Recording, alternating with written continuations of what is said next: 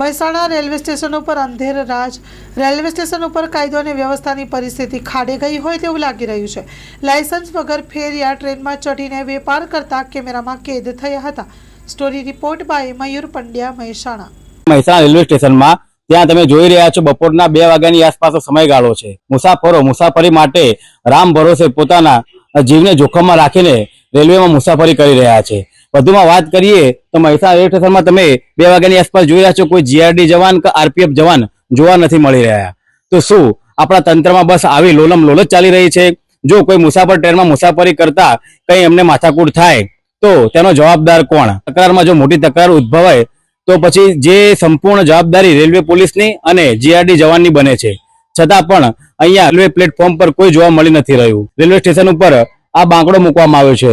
તેની હાલત પરથી જ કહી શકાય કે રેલવેની અને રેલવે સ્ટેશનની શું હાલત થઈ રહી છે। ફેરિયાઓ જે બહારથી આવીને બિન ડ્રેસમાં પોતાનો વ્યાપાર કરી રહ્યા છે અને કોઈ સેફટી વગર રેલવેમાં ચડે છે અને ઉતરે છે અને વ્યાપાર કરે છે। એનું નિરીક્ષણ માટે રેલવે પોલીસની જવાબદારી બને છે અને રેલવેના સ્ટાફની બને છે।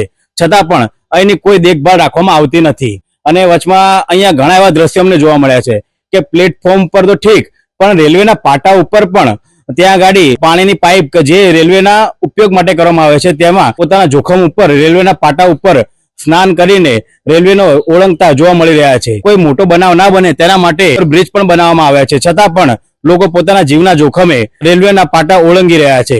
આ સંપૂર્ણ જવાબદારી કોની? જો તંત્ર આવું ના આવું રહેશે તો શું તંત્ર કોઈ મોટી ઘટના ઘટવા માટેની રાહ જોઈ રહ્યું છે? આ સમગ્ર જવાબદારી સરકારી કર્મચારીઓની રહેલી છે, જેમાં રેલવેના અધિકારીઓ પણ આવી ગયા અને જીઆરડી જવાન પણ આવી ગયા, આરપીએફ જવાન પણ આવી ગયા કે અત્યારે આપણા દ્વારા આ બધું ઉજાગર કરવામાં આવ્યું છે। મયુર પંડ્યા, મા ન્યૂઝ, મહેસાણા। ભજીયા વેચીએ એમને જ હાલ નહીં ને એટલે અમે ફરીએ। હાલ તો અહીંયા કોઈ નહીં। એટલે તમે ટ્રેનમાં ચડી ગયા? જાઓ ના, તમારી પાસે આઈ કાર્ડ કે કઈ છે? કશું જ નહીં। મેડિકલ છે, નહીં આઈ કાર્ડ ટ્રેનમાં આઈ કાર્ડ નહીં એનું। પછી મુસાફરોની સુરક્ષાનું શું? તમે ગમે તે ચડી જાય તો બોલો ને તમે કહો, અમને તો એટલી બધી કોઈ ખબર પડતી નહીં।